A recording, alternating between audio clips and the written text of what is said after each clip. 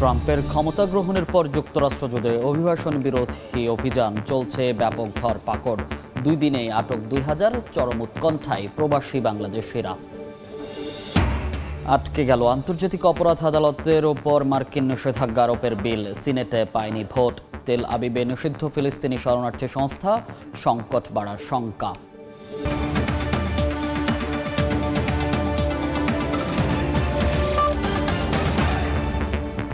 আন্তর্জাতিক সময়ের সঙ্গে আছি আমি মনির হোসাইন। ট্রাম্পের ক্ষমতা গ্রহণের পর যুক্তরাষ্ট্র জুড়ে শুরু হয়েছে অবৈধ অভিবাসী বিরোধী অভিযান, চলছে ব্যাপক ধরপাকড়। গত 2 দিনেই 2000-এর বেশি অভিবাসীকে আটক করেছে ট্রাম্প প্রশাসন। অভিযান শুরু হয়েছে বাংলাদেশি অধ্যুষিত নিউ ইয়র্ক শহরেও। এদিকে মার্কিন অনুদান, ঋণ ও অন্যান্য আর্থিক সহায়তা বন্ধে প্রেসিডেন্ট ডোনাল্ড ট্রাম্পের নির্বাহী আদেশ স্থগিত করেছে যুক্তরাষ্ট্রের ফেডারেল আদালত। মঙ্গলবার ট্রাম্পের আদেশটি কার্যকর হওয়ার আগে ফেডারেল আদালতের একজন বিচারক এর কিছু অংশ সাময়িকভাবে স্থগিতের নির্দেশ দেন। নিউ ইয়র্ক থেকে হাসানুজ্জামান সাকির রিপোর্টে বিস্তারিত। সদ্য বিদায়ী বাইডেন সরকারের নীতি থেকে সম্পূর্ণ বিপরীতে চলছে ডোনাল্ড ট্রাম্পের প্রশাসন। মার্কিন অনুদান ও ঋণ সহায়তা বন্ধে সোমবার প্রেসিডেন্ট ট্রাম্প যে নির্বাহী আদেশ দিয়েছিলেন, সেই পরিকল্পনার কিছু অংশ স্থগিতের নির্দেশ দিয়েছেন আদালত। মঙ্গলবার প্রেসিডেন্টের আদেশটি কার্যকর হওয়ার আগে ফেডারেল আদালতের একজন বিচারক এ স্থগিতাদেশ দেন। 2024 অর্থবছরে যুক্তরাষ্ট্রের ফেডারেল সরকার প্রায় 10 ট্রিলিয়ন বা 10 লাখ কোটি ডলার ব্যয় করেছে, যার মধ্যে 3 ট্রিলিয়ন ডলারের বেশি অনুদান ও ঋণ হিসেবে বরাদ্দ ছিল।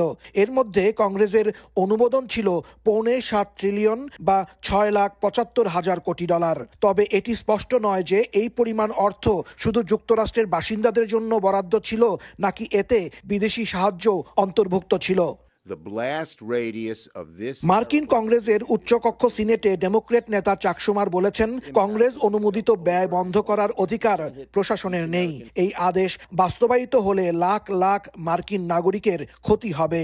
তিনি বলেন, বিশ্ববিদ্যালয় থেকে শুরু করে অলাভজনক সংস্থা, দুর্যোগ সহায়তা, স্থানীয় আইন শৃঙ্খলা রক্ষাকারী বাহিনী, বয়স্কদের সহায়তা এবং প্রয়োজনীয় খাদ্য সরবরাহে বিশৃঙ্খলা সৃষ্টি হবে।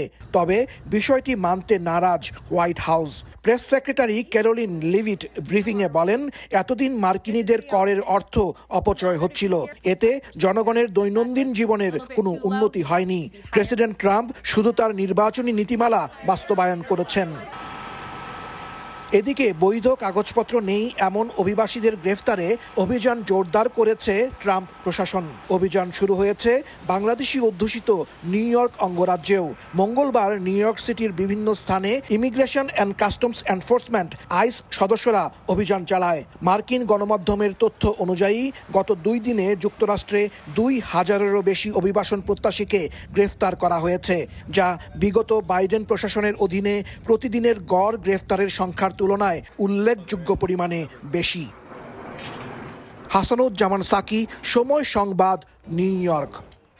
বিশ্বব্যাপী যুক্তরাষ্ট্রের সহায়তা কর্মসূচি স্থগিতের অংশ হিসেবে দরিদ্র দেশগুলোতে বন্ধ থাকবে HIV, যক্ষ্মা সহ জীবন রক্ষাকারী ওষুধের সরবরাহ। এরই মধ্যে USAID-এর অংশীদারদের কাছে নির্দেশনা পাঠানো হয়েছে। ফাঁস হওয়া নথি পর্যালোচনা করে এ তথ্য জানিয়েছে বার্তা সংস্থা রয়টার্স। বিশেষজ্ঞরা বলছেন, এমন সিদ্ধান্তে মৃত্যু ঝুঁকিতে পড়তে পারেন কয়েক কোটি রোগী।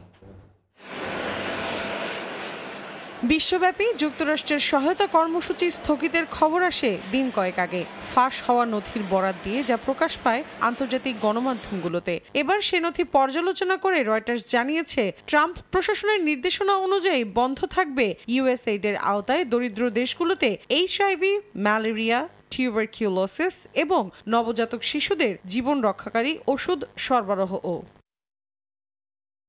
রয়টার্সের প্রতিবেদন অনুযায়ী মঙ্গলবার থেকে USAID-এর অংশীদার ও সহযোগীরা এই নির্দেশনা পেতে শুরু করেন। তাদের অনতিবিলম্বে কার্যক্রম বন্ধ করতে বলা হয়েছে। গত 20 জানুয়ারি ক্ষমতা নিয়েই বিশ্বব্যাপী মার্কিন সহায়তা বন্ধে ট্রাম্প যে নির্বাহী আদেশ দেন, এটি তারই অংশ।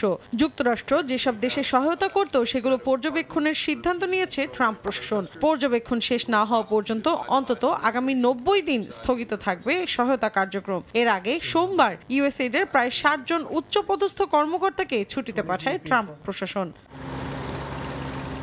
এ বিষয়ে শীর্ষ পর্যায়ের মার্কিন পরামর্শক প্রতিষ্ঠান ক্যামোনিক্সকে একটি নির্দেশনা পাঠিয়েছে ট্রাম্প প্রশাসন। কোম্পানিটি ইউএসএইডের হয়ে বিশ্বব্যাপী এইচআইভি, ম্যালেরিয়া সহ প্রাণঘাতী বিভিন্ন রোগের ঔষধ সহায়তা পাঠাতো। ক্যামোনিক্স জানায়, ট্রাম্প প্রশাসনের এমন সিদ্ধান্তে বাড়তে পারে এইচআইভির সংক্রমণ, অনেক বেশি অসুস্থ হতে পারেন রোগীরা। এখানেই শেষ নয়, এসব পদক্ষেপ বিশ্বব্যাপী সহায়তা কার্যক্রমে মারাত্মক প্রভাব ফেলতে পারে বলে আশঙ্কা করছেন বিশেষজ্ঞরা। ওষুধের সরবরাহ বন্ধ হলে উন্নয়নশীল দেশগুলোতে স্বাস্থ্য ও মানবিক সহায়তা খাতে গভীর সংকট দেখা দিতে পারে বলেও উদ্বেগ প্রকাশ করেছেন তারা। মৌসুমী সাথী, সময় সংবাদ। বাইডেন আমলে ট্রাম্পের বিরুদ্ধে হওয়া মামলার তদন্তকারী কর্মকর্তাদের বিচার বিভাগ থেকে বরখাস্ত করেছে নতুন ট্রাম্প প্রশাসন। আকাশ প্রতিরক্ষা ব্যবস্থা, আয়রন ডোম নির্মাণ সহ মার্কিন সামরিক বাহিনীর স্বার্থ সংশ্লিষ্ট 4টি নতুন নির্বাহী আদেশ জারির ঘোষণা দিয়েছেন ট্রাম্প। এরই মধ্যে নতুন প্রশাসনের জারিকৃত নির্বাহী আদেশ না মানার অভিযোগে বাধ্যতামূলক ছুটিতে পাঠানো হয়েছে ইউএসএইডের কর্মকর্তাদের। এদিকে ট্রাম্প ক্ষমতা গ্রহণের 8 দিন পর নতুন অর্থমন্ত্রী হিসেবে নিয়োগ পেতে যাচ্ছেন স্কট বেসেন্ট। ট্রাম্পের হোয়াইট হাউস প্রত্যাবর্তন যুক্তরাষ্ট্রের ইতিহাসে বেশ কিছু নজির সৃষ্টি করবে বলে ধারণা করছিল বিভিন্ন মহল। তাদের এই ধারণাই যেন সত্যি হচ্ছে। একের পর এক নির্বাহী আদেশ জারি আর বিতর্কিত সিদ্ধান্ত নিচ্ছেন নতুন মার্কিন প্রেসিডেন্ট ডোনাল্ড ট্রাম্প। এবার 12 জনেরও বেশি বিচার বিভাগীয় সদস্যকে বরখাস্ত করল নতুন প্রশাসন। তাদের সবাই বাইডেন আমলে ট্রাম্পের বিরুদ্ধে বিভিন্ন মামলায় তদন্তকারী কর্মকর্তা হিসেবে কাজ করেছেন। যুক্তরাষ্ট্রের ভারপ্রাপ্ত অ্যাটর্নি জেনারেল জেমস ম্যাকহেনরির দাবি, নতুন মার্কিন নীতিমালা বাস্তবায়নে এই কর্মকর্তাদের উপর তারা আস্থা রাখতে পারছেন না। এই অভিযোগের ভিত্তিতে সোমবার বরখাস্ত করা হয় তাদেরকে।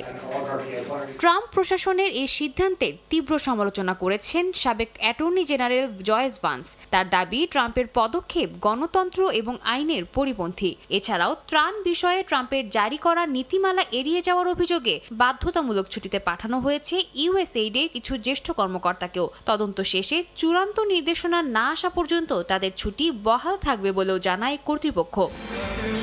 এদিকে ট্রাম্পের নির্বাহী আদেশের ঝড় যেন থামছেই না। ফ্লোরিডায় দেয়া এক বক্তব্যে যুক্তরাষ্ট্রের সেনা সদস্যদের বিরুদ্ধে এলজিবিটিকিউ আন্দোলন সহ বিভিন্ন ইস্যুতে অতিরিক্ত উদারতার অভিযোগ আনেন তিনি। সে কারণে দেশটির সামরিক বাহিনীর স্বার্থ সংশ্লিষ্ট বেশ কিছু বিষয়ে নির্বাহী আদেশ জারি করতে যাচ্ছেন নতুন প্রেসিডেন্ট। হোয়াইট হাউস জানায়, সামরিক বাহিনীতে ট্রান্সজেন্ডার সদস্য মোতায়েন বিষয়ে নীতিমালা তৈরি, নিয়োগে সংখ্যালঘু বা লিঙ্গের ভিত্তিতে অগ্রাধিকার বন্ধ করা এবং কোভিড ভ্যাকসিন নিতে অস্বীকৃতি জানানোয় বরখাস্ত কর্মকর্তাদের পুনরায় নিয়োগ দেওয়ার বিষয়ে 3টি নির্বাহী আদেশ জারি করবেন ট্রাম্প। এছাড়াও যুক্তরাষ্ট্রের প্রতিরক্ষায় আয়রন ডোম তৈরির বিষয়েও নির্বাহী আদেশ জারি করার ঘোষণা দিয়েছেন তিনি। এদিকে সিনেটের ভোটে জয়ী হয়ে ট্রাম্পের প্রশাসনের নতুন অর্থমন্ত্রী হিসেবে নিয়োগ পেতে যাচ্ছেন স্কট বেসেন্ট। 68-29 ভোটে জয় পাওয়া বেসেন্ট এর আগে ট্রাম্পের বাজেট নীতিমালাকে সমর্থন জানিয়েছেন। একই সঙ্গে বিশ্বব্যাপী ডলারের মূল্য বাড়ানোর বিষয়েও ট্রাম্পকে সমর্থন জানান তিনি। 79তম অর্থমন্ত্রী হিসেবে ট্রাম্পের রাজস্ব নীতি বাস্তবায়ন এবং বিশ্বজুড়ে 29 ট্রিলিয়ন মার্কিন ডলারের ঋণ সংগ্রহের দায়িত্ব বর্তাবে বেসেন্টের ওপর। সাদিয়া তাসনিম, সময় সংবাদ। পানামা খাল দখল থেকে শুরু করে গ্রিনল্যান্ড কিনে নেয়ার প্রস্তাব, কিংবা কানাডাকে যুক্তরাষ্ট্রের অংশ করা, দ্বিতীয় মেয়াদে ক্ষমতায় এসেই একের পর এক বিস্ফোরক মন্তব্য করছেন মার্কিন প্রেসিডেন্ট ডোনাল্ড ট্রাম্প। তার এ ধরনের বেপরোয়া সম্প্রসারণ নীতিকে উদ্ভট ও যুক্তরাষ্ট্রের জন্যই হুমকি হিসেবে দেখছেন বিশ্লেষকরা। বলছেন, ট্রাম্পের উচিত সীমান্ত সম্প্রসারণ থেকে সরে এসে নিজ দেশের অভ্যন্তরীণ বিষয়ে নজর দেয়া। কখনো গ্রিনল্যান্ড দ্বীপ কিনে নেওয়া, কখনো পানামা খাল দখল করা, আবার কখনো কানাডাকে মার্কিন মানচিত্রের সঙ্গে যুক্ত করে সামাজিক যোগাযোগ মাধ্যমে পোস্ট দিয়ে সমালোচনার মুখে পড়েন মার্কিন প্রেসিডেন্ট ডোনাল্ড ট্রাম্প। দ্বিতীয় মেয়াদে ক্ষমতায় এসেই সীমান্ত সম্প্রসারণমূলক কথাবার্তা বলছেন ট্রাম্প। এমনকি মার্কিন স্বরাষ্ট্র দপ্তর একতরফাভাবে মেক্সিকো উপসাগরের নাম বদলে করেছে গালফ অব আমেরিকা। সোমবার গুগলও এই সিদ্ধান্ত অনুযায়ী তাদের ম্যাপে নাম পরিবর্তন করে দিয়েছে। গ্রিনল্যান্ড দখলে ডেনমার্কের প্রধানমন্ত্রীকে হুমকিও দেন ট্রাম্প। এদিকে প্রথমে কানাডাকে যুক্তরাষ্ট্রের 51তম অঙ্গরাজ্য হিসেবে যুক্ত হতে বলা, পরে অর্থনৈতিক চাপ তৈরি করা ট্রাম্পের সম্প্রসারণমূলক মনোভাবের বহিঃপ্রকাশ বলে মনে করেন বিশ্লেষকরা। তারা বলছেন, ট্রাম্প এভাবে প্রাকৃতিক সম্পদের পাশাপাশি বিশ্ববাজারে আধিপত্য বজায় রাখতে চান। বেলজিয়ামের ইন্টারন্যাশনাল ক্রাইসিস গ্রুপের বিশ্লেষক সারা হ্যারিসন বলেন, ট্রাম্পের এই সম্প্রসারণ নীতি প্রতিদ্বন্দ্বী চীনকে মোকাবিলা ও আন্তর্জাতিক বাণিজ্যিক রুটগুলো দখলের সঙ্গে সম্পৃক্ত। ডোনাল্ড ট্রাম্পের সাম্রাজ্য গড়ে তোলার এই স্বপ্নকে উদ্ভট ও যুক্তরাষ্ট্রের জন্য হুমকি বলে মনে করছেন বিশেষজ্ঞরা। অনেকে এটিকে যুক্তরাষ্ট্রের ৩৭তম প্রেসিডেন্ট রিচার্ড নিক্সনের ম্যাডম্যান থিওরির সঙ্গেও তুলনা করছেন। ১৯৭১ সালে ভিয়েতনাম যুদ্ধের সময় মনস্তাত্ত্বিক এই কৌশল ব্যবহার করে পরমাণু অস্ত্র ব্যবহারের হুমকি তৈরি করেছিলেন নিক্সন। ট্রাম্পও এই দ্বীপ ও দেশগুলোকে ভয় দেখানোর চেষ্টা করছেন। সামরিক শক্তি প্রয়োগ করে অঞ্চলগুলো সত্যি সত্যিই তিনি মার্কিন নিয়ন্ত্রণে আনতে চান কিনা তা নিয়েও সন্দেহ প্রকাশ করেন সারা। তবে ট্রাম্পের এই সম্প্রসারণ নীতি যুক্তরাষ্ট্রের জন্যই হুমকি হয়ে দাঁড়াবে বলে মনে করছেন কেউ কেউ। দেশটির অর্থনৈতিক অবস্থা ভেঙে পড়েছে। তাদের মতে ডোনাল্ড ট্রাম্পের উচিত সীমান্ত সম্প্রসারণ বাদ দিয়ে নিজ দেশের অভ্যন্তরীণ ইস্যুতে নজর দেয়া। ক্যাটো ইনস্টিটিউটের একজন সিনিয়র বিশেষজ্ঞ বলেন, সম্প্রসারণের ফাঁদে পড়া উচিত হবে না তার। রাইসা জান্নাত, সময় সংবাদ। সদ্য বাজারে আসা চীনের কৃত্রিম বুদ্ধিমত্তা অ্যাপ্লিকেশন ডিপসিককে যুক্তরাষ্ট্রের শিল্প ও প্রযুক্তি খাতের প্রতিদ্বন্দ্বী হিসেবে দেখছেন ডোনাল্ড ট্রাম্প। তবে ইতিবাচক দিক বিবেচনা করে প্রযুক্তিটিকে গুরুত্বপূর্ণ সম্পদ বলে মন্তব্য করেছেন তিনি। যুক্তরাষ্ট্র নির্মিত আর্টিফিশিয়াল ইন্টেলিজেন্সের চেয়ে শত শত কোটি ডলার কম খরচে ডিপসিক তৈরিতে সফল হয়েছে চীন। ডিপসিকের জনপ্রিয়তায় মার্কিন শেয়ার বাজারে ইতিহাসের সবচেয়ে বড় ধস নেমে এসেছে। তথ্য অনুসন্ধান, অনুবাদ, স্বাস্থ্য পর্যবেক্ষণ, শিক্ষা সহায়তা, ব্যাংকিং কার্যক্রম, বিনোদন সহ সব খাতের সমস্যার সমাধান এখন হাতের মুঠোয়। প্রযুক্তি জগতের নতুন উদ্ভাবন কৃত্রিম বুদ্ধিমত্তার জন্য এমন সম্ভব হয়েছে। মার্কিন এআইকে টেক্কা দিতে বাজারে এসেছে চীনের নতুন কৃত্রিম বুদ্ধিমত্তা প্রযুক্তি ডিপসিক অ্যাপ। শক্তিশালী এআই অ্যাসিস্ট্যান্ট চ্যাটজিপিটির মতোই কাজ করে অ্যাপ্লিকেশনটি। তবে ওপেন এআই এর চেয়ে অনেক কম খরচে তৈরি করা হয়েছে চীনা এই প্রযুক্তি। ফর্বসের তথ্য মতে ২০২৪ সালে মার্কিন নির্মিত ওপেন এআই প্ল্যাটফর্মটি পরিচালনায় প্রায় $৮৫০ কোটি ব্যয় হয়েছে। আর ডিপসিক অ্যাপের সম্পূর্ণ নির্মাণ ব্যয় মাত্র $৬০ লাখ। গেল ১০ জানুয়ারি ডিপসিক অ্যাপটি অ্যাপেলের অ্যাপ স্টোর এবং তাদের ওয়েবসাইট থেকে ডাউনলোডের জন্য উন্মুক্ত করার পর দ্রুতই অ্যাপেলের স্টোরে সবচেয়ে বেশি ডাউনলোড হওয়া অ্যাপে পরিণত হয়। সম্প্রতি বৈরী সম্পর্কের জেরে এনভিডিয়ার নামের চিপ চীনে রপ্তানি বন্ধ করে দেয় যুক্তরাষ্ট্র। ডিপসিক অ্যাপের প্রতিষ্ঠাতা লিয়াং ওয়েনফেং রপ্তানি নিষেধাজ্ঞার আগেই এনভিডিয়ার চিপের একটি বিশাল মজুদ সংগ্রহ করেছিলেন। এই চিপগুলোর সঙ্গে সস্তা চিপ মিলিয়ে তিনি ডিপসিক অ্যাপ তৈরি করেন। ডিপসিক অ্যাপের জনপ্রিয়তা যুক্তরাষ্ট্রের এআই সংশ্লিষ্ট কোম্পানিগুলোর শেয়ারে ধস নামিয়ে দিয়েছে। স্থানীয় সময় সোমবার এনভিডিয়া, মাইক্রোসফট এবং মেটার শেয়ারের দাম কমে যায় এবং ইউরোপীয় শেয়ার বাজারকেও প্রভাবিত করে। শেয়ার মূল্য ১৭% কমে যাওয়ায় এনভিডিয়ার বাজার দর $৩.৫ ট্রিলিয়ন থেকে $২.৯ ট্রিলিয়ন নেমে আসে, যা মার্কিন শেয়ার বাজারের ইতিহাসের সবচেয়ে বড় ধস। ডিপসিক অ্যাপকে যুক্তরাষ্ট্রের শিল্প ও প্রযুক্তি খাতের জন্য বড় হুমকি হিসেবে দেখছেন প্রেসিডেন্ট ডোনাল্ড ট্রাম্প। বলেন, চীনের স্বল্প খরচের এই প্রযুক্তি যুক্তরাষ্ট্রের জন্য একটি সতর্ক সংকেত। তবে চীনা কোম্পানিগুলো অপেক্ষাকৃত সস্তা ও দ্রুতগতির এআই পদ্ধতি তৈরির উদ্যোগকে ইতিবাচক হিসেবেও দেখছেন তিনি। গেল কয়েকদিন ধরে আমি চীনের কোম্পানি সম্পর্কে পড়ছিলাম, বিশেষ করে একটি কোম্পানি যা কৃত্রিম বুদ্ধিমত্তার দ্রুততর এবং অনেক কম খরচে পদ্ধতি উদ্ভাবন করেছে। এটি ভালো কারণ অর্থ অনেক কম খরচ হচ্ছে। আমি এটি ইতিবাচক দিক হিসেবে দেখি, যা একটি সম্পদ হিসেবে কাজ করবে। চীনা প্রতিষ্ঠানগুলো যদি অপেক্ষাকৃত কম খরচে এআই প্রযুক্তি নিয়ে আসে, তবে মার্কিন কোম্পানিও তা ব্যবহার করবে বলে ইঙ্গিত দিয়েছেন ট্রাম্প। মালিহা সুরওয়ার্দী, সময় সংবাদ। ডোনাল্ড ট্রাম্পের দ্বিতীয় মেয়াদের শাসনামলে যুক্তরাষ্ট্র উত্তর কোরিয়ার সম্পর্ক নতুন মোড় নিতে পারে বলে জল্পনা কল্পনা শুরু হয়েছে। বিশেষ করে গেল বৃহস্পতিবার ট্রাম্পের এক সাক্ষাৎকারের পর জনমনে এ ধারণা আরও পাকাপোক্ত হয়েছে। মার্কিন গণমাধ্যম ফক্স নিউজের শন হ্যানিটি শোতে ট্রাম্প জানান তিনি উত্তর কোরিয়ার সঙ্গে আবারও সম্পর্ক স্থাপন করতে চান। হোয়াইট হাউসে ট্রাম্পের প্রত্যাবর্তন কিম জং উনের সঙ্গে তার সম্পর্ক আদৌ জোরালো করবে কিনা সে বিষয়ে একটি বিশ্লেষণধর্মী প্রতিবেদন প্রকাশ করেছে ব্রিটিশ গণমাধ্যম বিবিসি। ২০১৯ সালে যুক্তরাষ্ট্রের ইতিহাসে নজির সৃষ্টি করে উত্তর কোরিয়া সফর করেন তৎকালীন মার্কিন প্রেসিডেন্ট ডোনাল্ড ট্রাম্প। এ সময় দেশটির সর্বোচ্চ নেতা কিম জং উনের সঙ্গে ঐতিহাসিক বৈঠকেও মিলিত হন তিনি। তবে গণতান্ত্রিক রাষ্ট্রপ্রধানের সঙ্গে স্বৈর শাসকের সম্পর্কের শুরু নিয়ে সে সময় ব্যাপক আলোচনা সমালোচনা শুরু হয়। অনেকেরই ধারণা ছিল এবার বুঝি উত্তর কোরিয়ার পারমাণবিক ক্ষেপণাস্ত্র নিয়ে একটি সিদ্ধান্তে পৌঁছাবে যুক্তরাষ্ট্র। পরবর্তীতে ক্ষমতার পালা বদলে বাইডেনের শাসনামলে ওয়াশিংটন পিয়ংইয়ং সম্পর্ক ঠান্ডা হয়ে যায়। গত 4 বছরে ওয়াশিংটন পিয়ংইয়ং সম্পর্কে তেমন কোনো উন্নতি দেখা যায়নি, বরং এই সময়কালে কিমের সঙ্গে আরেক শক্তিশালী বিশ্বনেতা পুতিনের সম্পর্ক জোরদার হয়েছে। এই অবস্থায় ট্রাম্পের হোয়াইট হাউস প্রত্যাবর্তন যুক্তরাষ্ট্র উত্তর কোরিয়া সম্পর্কের মোড় ঘুরিয়ে দিতে পারবে কিনা সে বিষয়ে জল্পনা কল্পনা চলছে। বিশ্লেষকদের মতে 4 বছর আগে কিমের সঙ্গে ট্রাম্পের সুসম্পর্ক থাকলেও এখনকার প্রেক্ষাপট অনেকটাই ভিন্ন। রাশিয়ার সঙ্গে সম্পর্ক জোরদারে উত্তর কোরিয়ার অর্থনৈতিক সংকট অনেকাংশেই কমে এসেছে।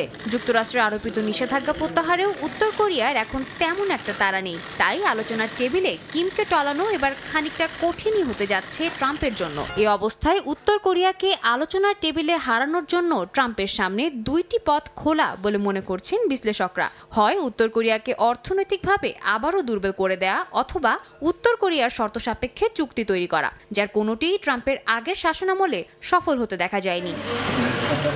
তবে ট্রাম্প এবার দৃঢ় সংকল্প নিয়ে মাঠে নেমেছেন বলে জানিয়েছেন সংশ্লিষ্টরা। ওভাল অফিসে গণমাধ্যমের সামনে ট্রাম্প জানান তিনি কিম জং উনের সঙ্গে সম্পর্ক স্থাপনে ইচ্ছুক। এমনকি রাজনৈতিকভাবে সংবেদনশীল অঞ্চলে আলোচনার জন্য বিশেষ প্রতিনিধি হিসেবে রিচার্ড গ্রেনেলকেও নিয়োগ দিয়েছেন তিনি, যিনি ট্রাম্পের আগের দফার শাসনামলে উত্তর কোরিয়ার সঙ্গে তার যোগাযোগে সাহায্য করেছিলেন। এ অবস্থায় ট্রাম্পের দৃঢ় প্রত্যয়ের সামনে উত্তর কোরিয়ার পরিবর্তিত পরিস্থিতি কতটুকু ধোপে টিকবে সেটাই দেখার বিষয়। সাদিয়া তাসনিম, সময় সংবাদ। হামাসের সঙ্গে যোগাযোগের অভিযোগে ইসরায়েলের জাতিসংঘের ফিলিস্তিনি শরণার্থী বিষয়ক সংস্থা UNRWA এর ওপর নিষেধাজ্ঞা আরোপ করেছে তেল আবিব। এতে 30 জানুয়ারির ভেতর পূর্ব জেরুজালেম থেকে তাদের সব কার্যক্রম বন্ধের নির্দেশ দেওয়া হয়েছে। এদিকে আটকে গেছে আন্তর্জাতিক অপরাধ আদালতের ওপর যুক্তরাষ্ট্রের নিষেধাজ্ঞা আরোপ সংক্রান্ত বিল। সিনেটে পর্যাপ্ত ভোট না পাওয়ায় বিলটি পাশ হয়নি।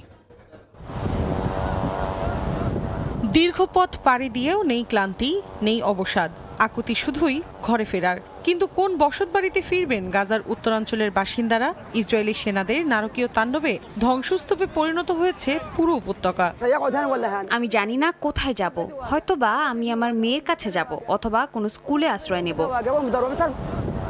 একদিকে যুদ্ধবিরতি দিলেও অন্যদিকে ফিলিস্তিনিদের স্বস্তিতে থাকতে দিচ্ছে না নেতানিয়াহু প্রশাসন। তাদের অভিযোগ, ফিলিস্তিনের স্বাধীনতাকামী সংগঠন হামাসের সঙ্গে সম্পর্ক রয়েছে জাতিসংঘের ফিলিস্তিনি শরণার্থী বিষয়ক সংস্থা UNRWA এর। তাই ইসরায়েলের মাটিতে সংস্থাটির সব কার্যক্রমের উপর নিষেধাজ্ঞা আরোপ করেছে তেল আবিব। মঙ্গলবার এক বিবৃতিতে জাতিসংঘে নিযুক্ত ইসরায়েলি রাষ্ট্রদূত ড্যানি ড্যানন বলেন, 30 জানুয়ারির মধ্যে জেরুজালেম প্রাঙ্গণে সংস্থাটির সব কার্যক্রম স্থগিত করতে হবে। এ বিষয়ে UNRWA এর প্রধান ফিলিপ্পি লাজারিনি বলেন, পূর্ব জেরুজালেমে সংস্থাটির সব কাজ বন্ধ করে দেওয়ার অর্থ হলো ফিলিস্তিনিদের জীবন সংকটে ফেলে দেয়া। সময় মতো মানবিক সহায়তা না পৌঁছালে দীর্ঘস্থায়ী শান্তি, নিরাপত্তা ও রাজনৈতিক সমাধান ঝুঁকির মুখে পড়বে। ইসরায়েলি প্রশাসনের এমন পদক্ষেপে বেজায় চটেছেন জাতিসংঘে নিযুক্ত ফিলিস্তিনের রাষ্ট্রদূত। ইসরায়েলের পরিকল্পনা খুবই স্পষ্ট। জাতিসংঘের সংস্থার কার্যক্রম বন্ধ করে গাজাবাসীকে শিক্ষা, স্বাস্থ্য সবকিছু থেকে বঞ্চিত করতে চায়। এটি শরণার্থীদের বিদায় করার কৌশল হতে পারে। মৌলিক চাহিদার অভাবে তারা ভূখণ্ডটি ছেড়ে চলে যাবে এবং একসময় স্বাধীনতা স্বপ্ন দেখা ভুলে যাবে। একই দিন আন্তর্জাতিক অপরাধ আদালতের ওপর নিষেধাজ্ঞা আরোপে মার্কিন সিনেটে ভোটাভুটি হয়। তবে নির্ধারিত 60টি ভোটের চেয়ে 5টি কম পড়ায় বিলটি পাশ হয়নি। গাজায় যুদ্ধাপরাধের অভিযোগে ইসরায়েলি প্রধানমন্ত্রী বিনিয়ামিন নেতানিয়াহু ও তার কর্মকর্তাদের বিরুদ্ধে গ্রেফতারি পরোয়ানা জারি করেছে এই আদালত। তবে শুরু থেকেই এর বিরোধিতা করে আসছিল ইসরায়েলের মিত্র দেশটি। এদিকে গত নভেম্বরে হিজবুল্লাহর সঙ্গে যুদ্ধবিরতি ঘোষণার পর মঙ্গলবার লেবাননের দক্ষিণাঞ্চলীয় নাবাতিয়েহ শহরে সবচেয়ে বড় ড্রোন হামলা চালিয়েছে ইসরায়েল। এতে আহত হয়েছেন বেশ কয়েকজন। এক বিবৃতিতে এ ঘটনার দায় স্বীকার করে তেল আবিব জানায়, হিজবুল্লাহর অস্ত্রবহনকারী গাড়ি লক্ষ্য করে ওই হামলা চালানো হয়। মৌসুমী সাথী, সময় সংবাদ। সৌদি আরবে দক্ষ কর্মী পাঠাতে নতুন উদ্যোগ গ্রহণ করেছে বাংলাদেশ সরকার, যা ভবিষ্যতে সৃষ্টি করবে বিপুল পরিমাণে কর্মসংস্থানের সুযোগ। মঙ্গলবার রিয়াদে বাংলাদেশ দূতাবাস আয়োজিত এক মতবিনিময় সভায় এ বিষয়ে আলোচনা করেন আইন, বিচার ও সংসদ বিষয়ক মন্ত্রণালয়ের উপদেষ্টা ডক্টর আসিফ নজরুল। তিনি বলেন, সৌদি আরবের ভিশন 2030-এর আওতায় বিভিন্ন মেগা প্রকল্পে বিপুল সংখ্যক বিদেশি কর্মীর শ্রমবাজার সৃষ্টি হয়েছে।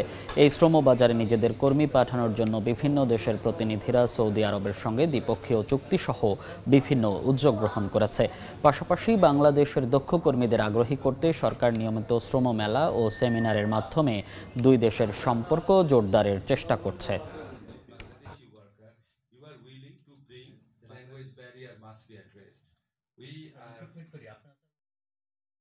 অবশ্যই আসবেন, আপনারা দেশের জন্য আপনি চলে এসে দেশের উপকার করতেছেন, দেশের বেকার সমস্যা কমতেছে, আবার এখান থেকে এসে আপনার পরিবারকে সাপোর্ট করে আরেকটা উপকার করতেছেন, রেমিটেন্স পাঠা আবার আরেকটা উপকার করতেছেন। যারা আপনারা প্রপার চাকরি পাবেন তাদের তো নিজের জন্য উপকার, পরিবারের জন্য, দেশের জন্য, কিন্তু একটু খোঁজ খবর নিয়ে আসতে হবে। যুক্তরাষ্ট্রের জটিল ভিসা প্রক্রিয়ায় অনিশ্চিত হয়ে পড়েছে আলবেনিয়ায় ট্রানজিট নেয়া বহু আফগান নাগরিকের জীবন।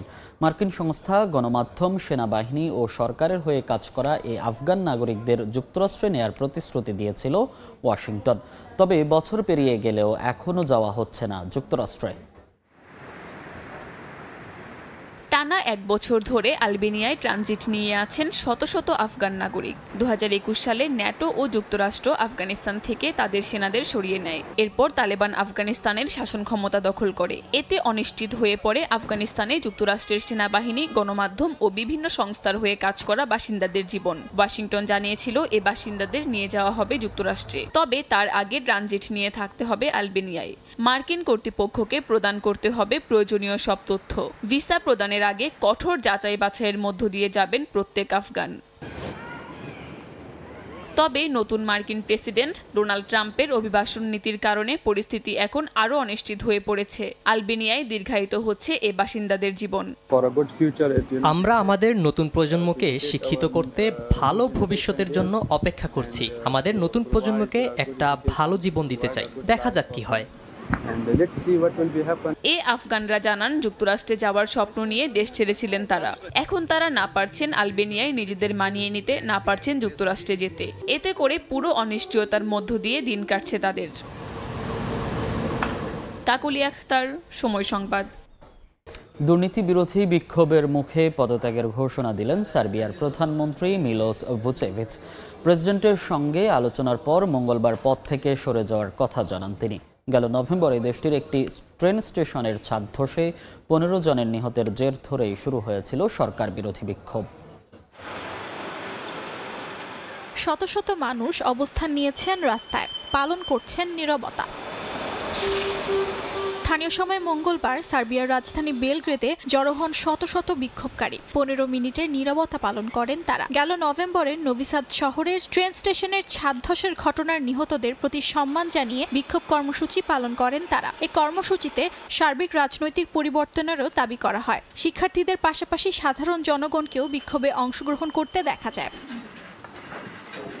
এদিন এক সংবাদ সম্মেলন করেন সার্বিয়ার প্রধানমন্ত্রী মিলোস ভুচেভিচ। কয়েক মাস ধরে চলা দুর্নীতি বিরোধী বিক্ষোভের জেরে পদত্যাগের ঘোষণা দেন তিনি। পরিস্থিতি আরো জটিল না করতেই এই সিদ্ধান্ত বলে জানান মিলোস।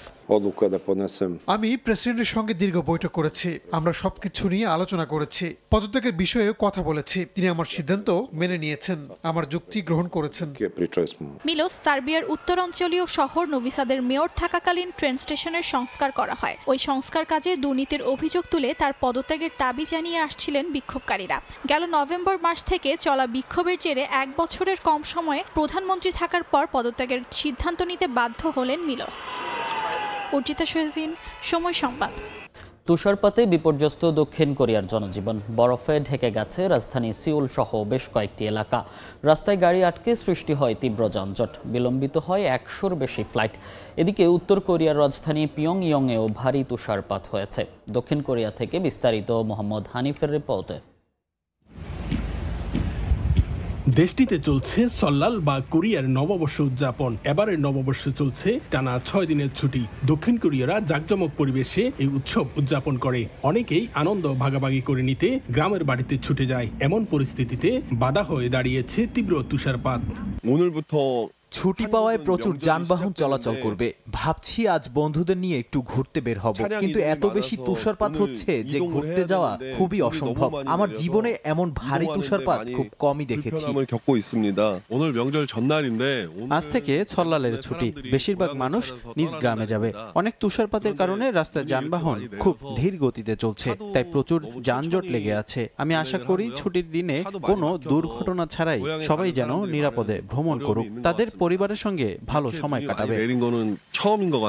এরই মধ্যে দেশটির স্বরাষ্ট্র ও নিরাপত্তা মন্ত্রণালয় বাসিন্দাদের দুর্ভোগ কমাতে 10,000 নিরাপত্তা কর্মী নিয়োগের নির্দেশ দিয়েছে।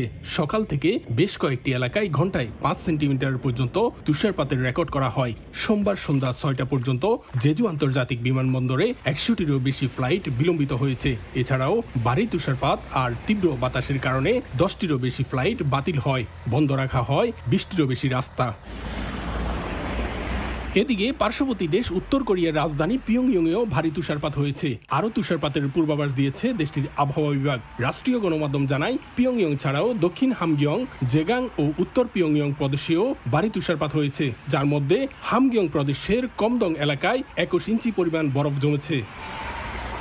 শুভ্র সাদা তুষার দেখতে যেমন সুন্দর, তার চেয়েও ভয়ঙ্কর দিক হচ্ছে ভারী তুষারপাতের কারণে দুর্ঘটনার পাশাপাশি স্থবির হয়ে পড়ে জনজীবন। প্রকৃতির এমন ভয়ঙ্কর অভিজ্ঞতা কেবল দক্ষিণ কোরিয়ার মতো শীত প্রধান দেশেই দেখা যায়। দক্ষিণ কোরিয়া থেকে মোহাম্মদ হানিফ, সময় সংবাদ। এর শীর্ষ সংবাদ জানিয়ে দিচ্ছি আরেকবার। ট্রাম্পের ক্ষমতা গ্রহণের পর যুক্তরাষ্ট্র জুড়ে অভিবাসী বিরোধী অভিযান চলছে, ব্যাপক ধরপাকড়।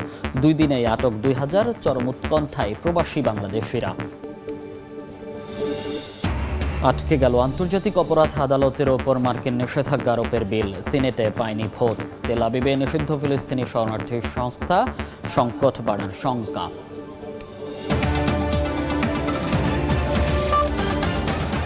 এই ছিল আন্তর্জাতিক সময়। সঙ্গে থাকুন সময়ের।